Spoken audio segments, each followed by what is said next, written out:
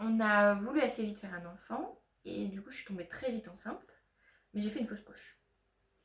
Et ensuite j'ai mis un peu de temps à retomber enceinte, j'ai mis 1 an à retomber enceinte après la fausse couche environ. Et ça a été un peu long. J'ai fini par tomber enceinte début 2020 et en gros ça a été une grossesse confinée avec le confinement du Covid. À ce moment-là on vivait comme des babos en yourte. Donc on était dans une yourte en plein milieu d'un champ, entouré d'ânes, de cochons, de vaches. Et le confinement n'a pas eu beaucoup d'impact sur nos vies. C'était sympa. La grossesse s'est bien passée. Globalement, c'était une grossesse physiologique. Dès le départ, j'avais voulu faire de l'accouchement à domicile. J'avais même rencontré la sage-femme avant de tomber enceinte, qui m'avait dit « on verra, on se revoit quand vous êtes enceinte ». Et de fait, finalement, je l'ai recontactée 1 an après. Enfin, je l'ai recontactée pour la fausse couche et ensuite, elle m'a suivi un peu pour la fausse couche et ensuite je l'ai recontactée pour la grossesse. C'était une super sage-femme. J'étais très contente de la voir. C'était une bonne sage-femme parce que déjà il y avait un lien qui s'est fait facilement, du coup on a appris à se connaître et c'était fluide dans la relation, ce qui est très rassurant. Et elle avait cette capacité de discuter de tout. Elle n'avait pas du tout de position qui pouvait être un peu paternaliste de on va faire comme ça. Elle écoutait vraiment quand moi il y avait des choses que j'avais pas envie de faire. Par exemple, je sais pas moi, j'ai pas fait le test de la trisomie 21 par exemple.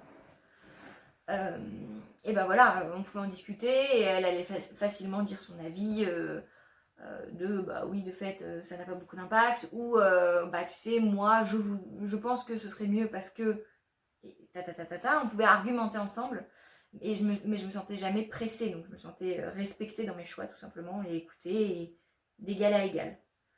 Donc ça c'était important pour moi. Et surtout ce qui était très important pour moi et très rassurant, c'était de savoir qui serait là le jour J de mon accouchement. L'idée d'arriver à la maternité et c'est la surprise, on ne sait pas quelle sage-femme on va avoir. Moi je trouve ça très angoissant. Je me sentais plus en sécurité si j'étais chez moi, donc dans un environnement connu, avec des gens connus, pas besoin de se déplacer en voiture. Ça me convenait très bien. Au final, on était à 30 minutes de l'hôpital, 30 bonnes minutes de l'hôpital, et 20 minutes chez la sage-femme, donc c'était confortable, c'était facile. Et on s'est vu régulièrement pendant la grossesse, ce qui permet de bien se connaître. La seule chose qui a été compliquée, c'était la fin de grossesse, parce que moi je m'étais mis en tête que j'allais accoucher en avance. Je pense que c'était plus que ça m'aurait arrangé d'accoucher en avance et que j'étais impatiente d'accoucher et d'avoir mon bébé. Mais du coup, c'est pas du tout ce qui s'est passé. Donc le jour du terme arrivait et j'étais très très stressée à l'idée de devoir passer la visite de contrôle à l'hôpital. Parce que du coup, c'est ce qui est prévu dans la plupart des maternités, si ce n'est pas toutes, je ne sais pas, c'est les recommandations en tout cas. Le jour du terme, si vous n'avez pas accouché, vous avez une visite de contrôle pour vérifier que le bébé va bien et que vous aussi, mais surtout le bébé. Et si vous n'accouchez pas, vous en avez tous les 2 jours jusqu'à accouchement ou jusqu'à déclenchement souvent. C'était encore du coup la période Covid, donc mon mari ne pouvait pas venir avec moi. Donc je me rappelle que j'étais rentrée donc dans une première salle avec la sage-femme qui m'avait fait l'auscultation, qui avait testé mon col, donc qui était absolument fermé, pas mature, tout ça, qui m'avait proposé de faire un décollement des membranes que j'ai refusé, parce que j'étais vraiment dans l'idée de pas du tout intervenir. En plus, c'était juste le jour du terme, donc on avait le temps. On a fait un monitoring qui a duré des plombes, parce que j'arrivais pas à faire fonctionner le bouton, il marchait mal, j'appuyais mais ça marchait pas, parce que j'étais censée moi-même appuyer pour dire il bouge. Ensuite, il y a eu l'interne qui est venu et qui a évalué le liquide qui restait, le liquide amniotique qui restait autour du bébé. Et du coup, elle disait ça va, mais bon, tout juste. Je crois qu'elle avait dit tout juste. Et surtout, elle voulait le voir bouger à l'écho. Et il ne bougeait pas. Il faisait la sieste. Et du coup, il ne bougeait pas d'un poil. Et elle appuyait comme une grosse bourrine, quand même, sur mon ventre, en me disant désolée, hein. mais elle appuyait comme une bourrine comme ça avec son écho pour le réveiller et qu'il bouge, et il ne bougeait pas. Elle a appelé sa chef. L'interne m'avait demandé mais vous le sentez bien bouger? Et moi je trouve que c'est une question un peu à la con. Quand on est enceinte, oui, on a un bébé et oui, il bouge, mais c'est par période, c'est par moment. Enfin, c'est difficile de dire est-ce qu'il bouge plus, est-ce qu'il bouge moins. À un moment il bouge, à un moment il bouge plus. Tout ce que je peux dire, c'est que là il bouge pas. C'est compliqué de répondre à cette question, je trouve. Et en plus, c'est toujours très anxiogène. Et donc, la fameuse chef de service, gynécologue, est arrivée. Et assez vite, elle m'a dit, bon bah, écoutez, moi je pense que le plus rassurant, c'est de déclencher. On va déclencher. Et bah non, je voulais pas. Donc, il y a une conversation assez lunaire avec cette gynéco, qui, je pense, était assez étonnée d'avoir une femme qui lui dit non merci. Je pense que ça ne lui arrive pas souvent. Et elle avait l'air de ne pas comprendre. Moi, c'était pas une bonne nouvelle de déclencher, c'était pas anodin. Donc, je lui dis de toute manière, je vais pas prendre de décision toute seule. Est-ce que mon mari peut venir? Non. Ok, super. Donc, c'est moi qui vais le rejoindre sur le parking. Ça faisait, je crois, 4 heures oui, je crois que c'est ça. Ça faisait 4 heures. 3 heures ou... Non, 4 heures. Ça faisait 4 heures qu'il attendait sur le parking, du coup.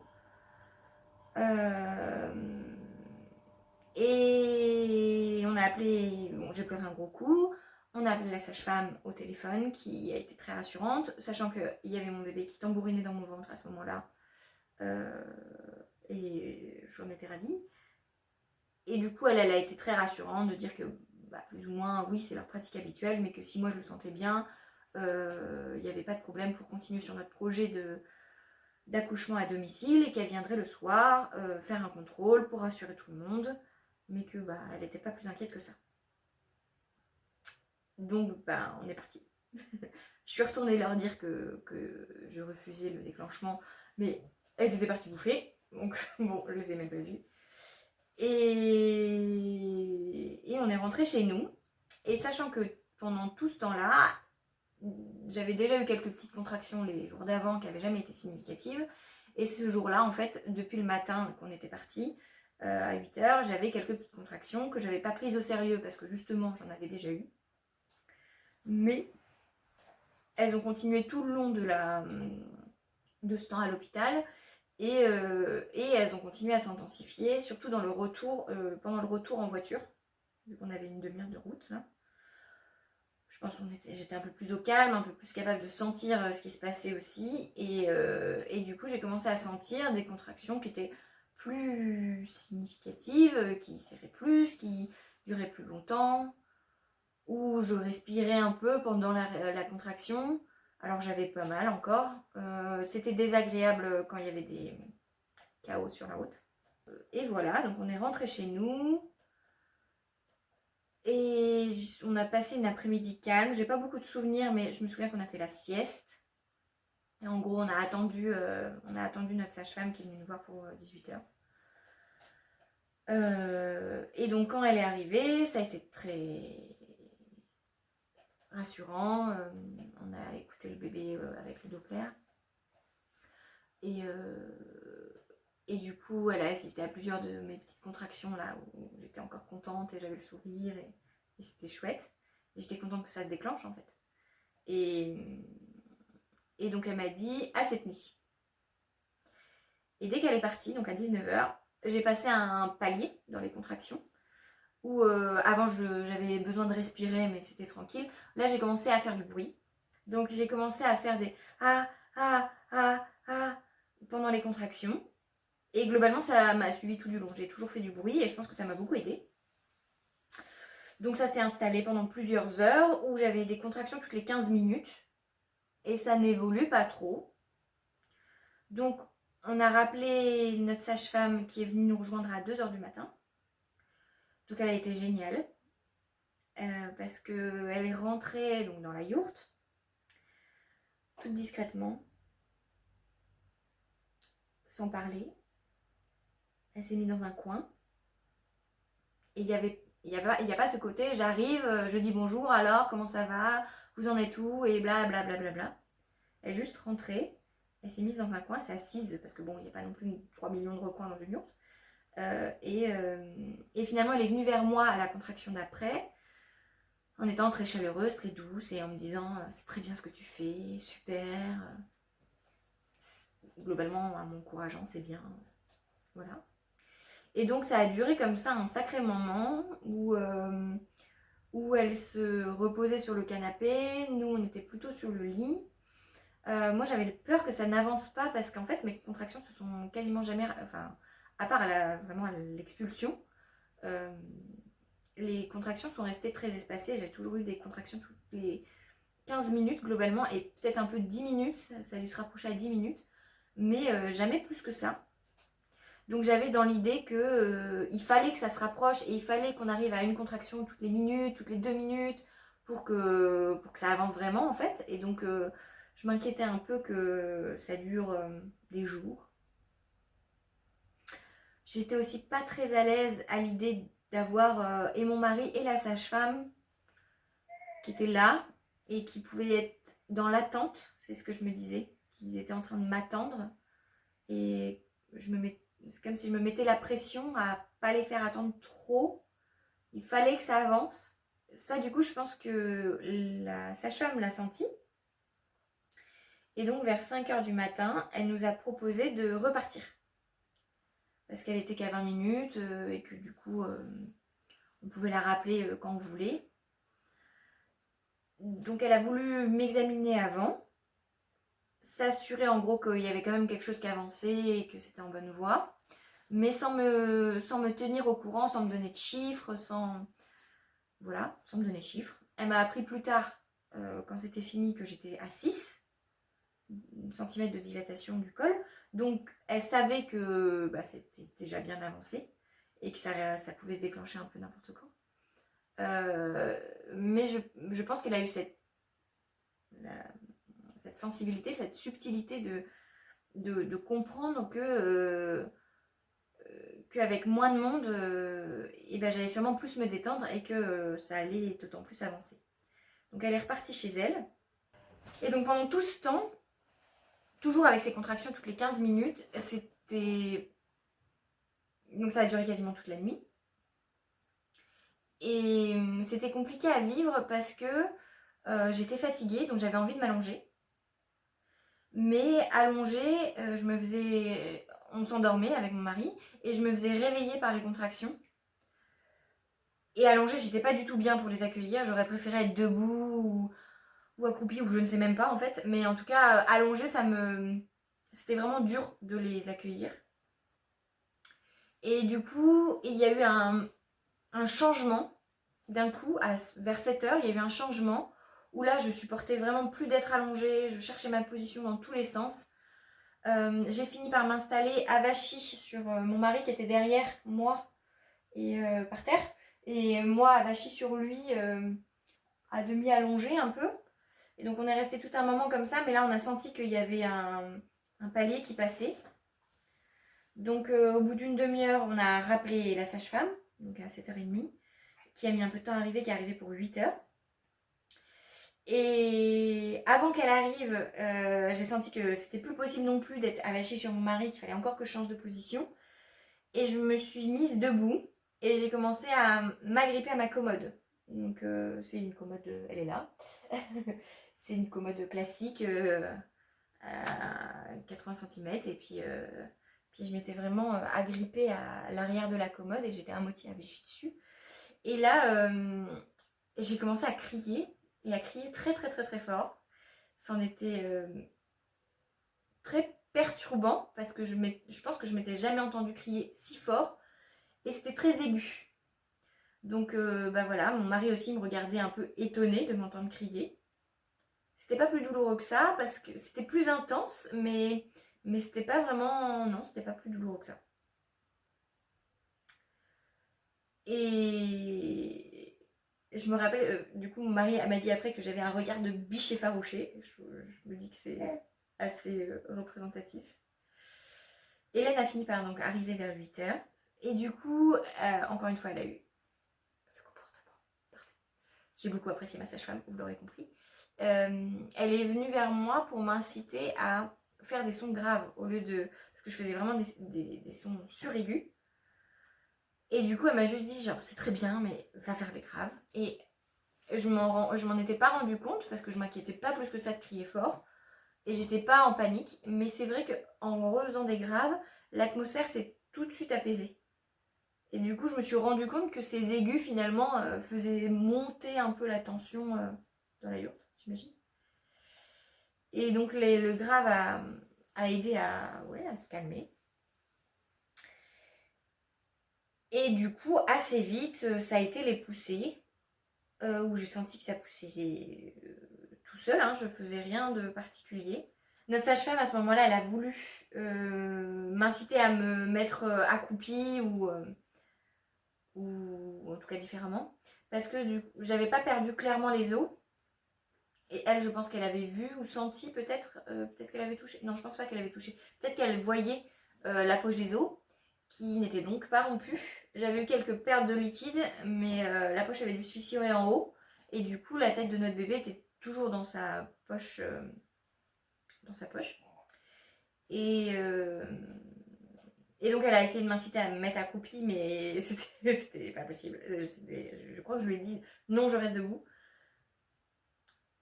Donc, elle a mis un coussin entre mes jambes. Elle nous a expliqué après que si le bébé est encore dans sa poche, il est glissant. Et du coup, c'est juste pour pas qu'il atterrisse violemment au sol. Elle a préféré rajouter un coussin au cas où.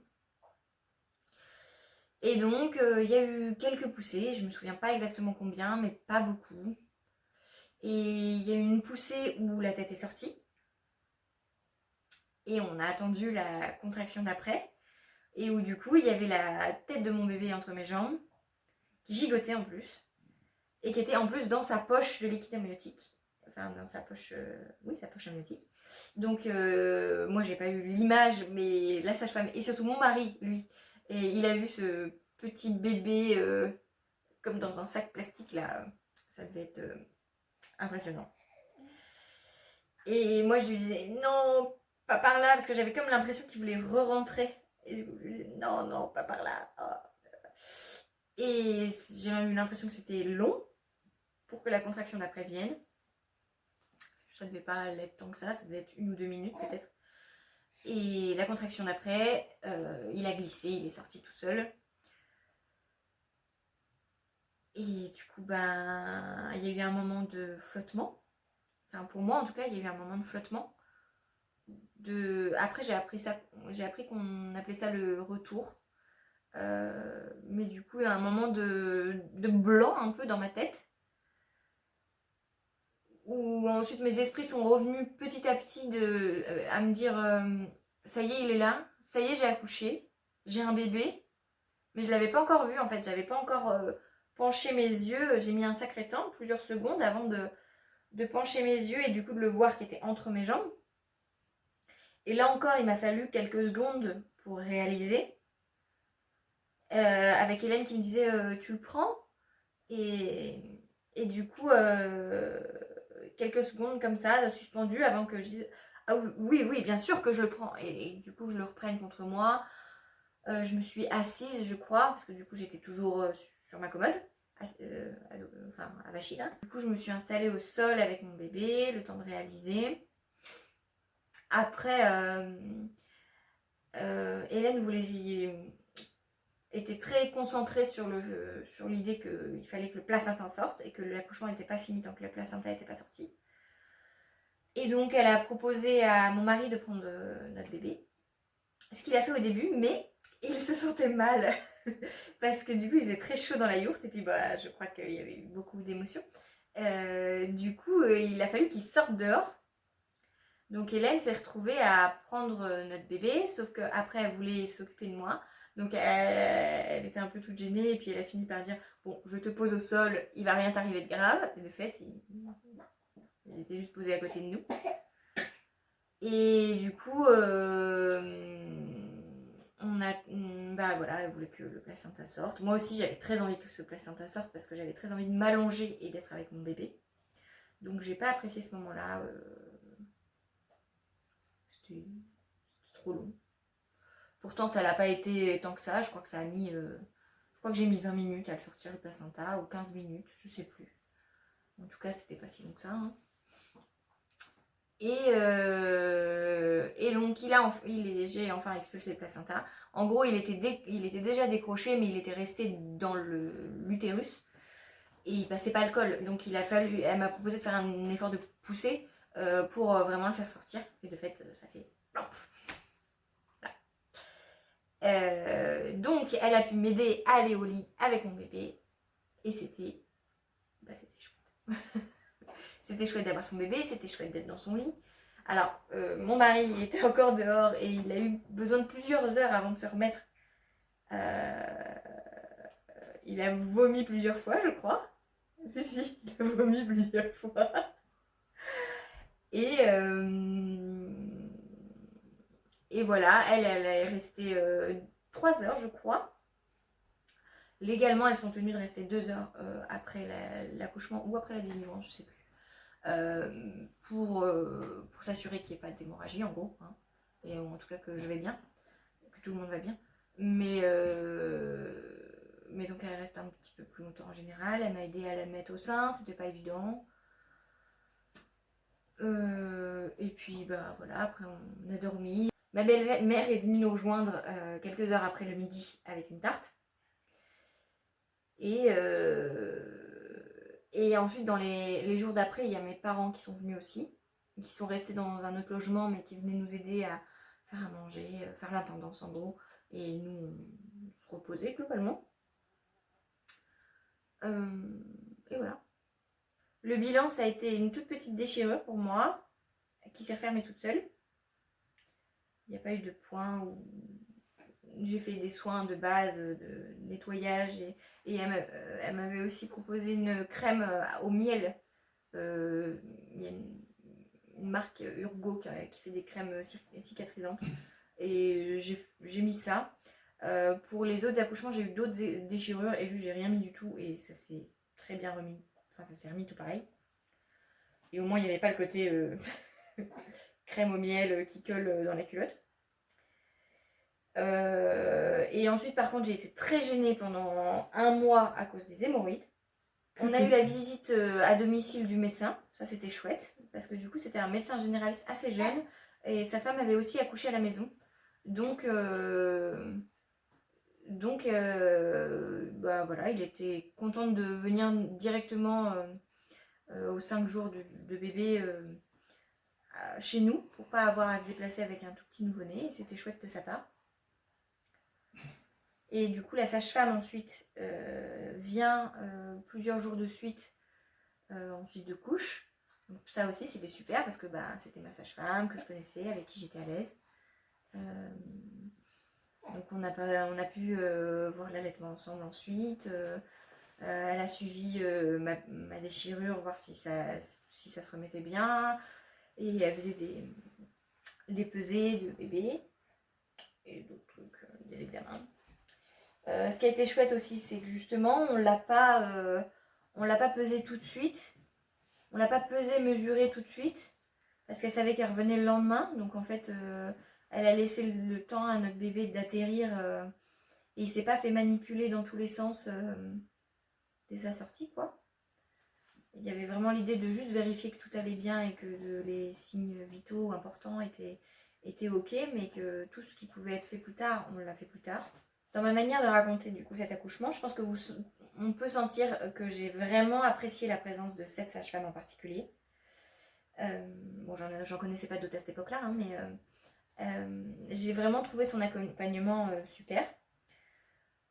Déjà par son approche très égalitaire, où on pouvait discuter et où elle nous laissait vraiment faire nos choix et être responsable de ce qu'on choisissait pour ce bébé, pour cet accouchement, pour moi aussi.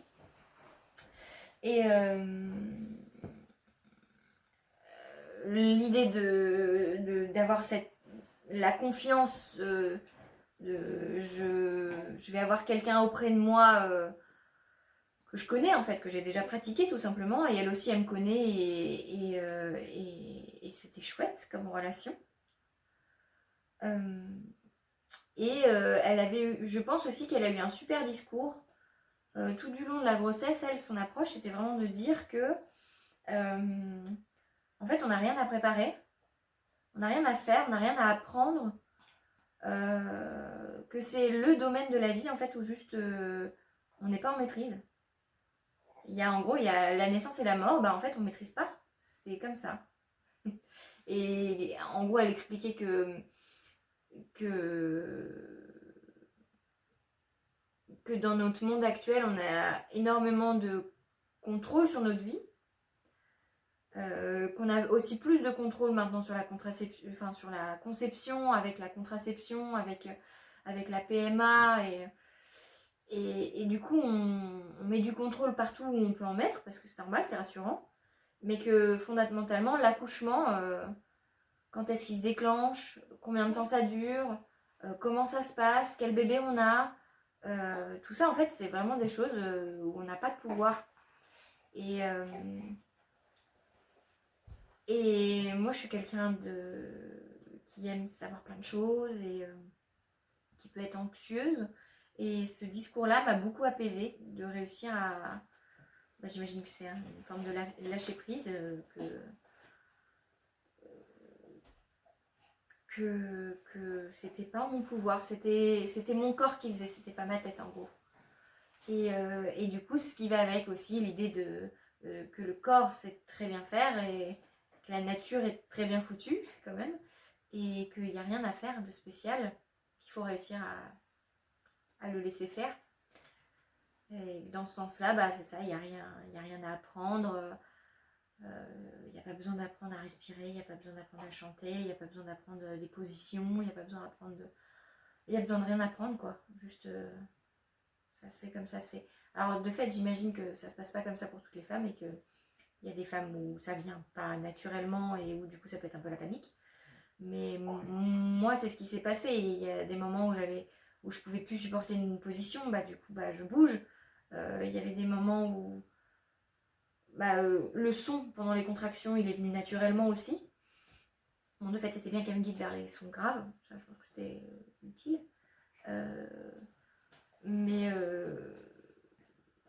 c'est pareil, j'ai pas eu à apprendre à pousser parce qu'en fait, ça a poussé tout seul. C'est mon utérus qui a poussé, c'est pas moi. Et ainsi de suite, en fait. C'est vraiment... c'est dur, mais c'est réussir à d'accepter que c'est un moment qu'on n'est pas en maîtrise.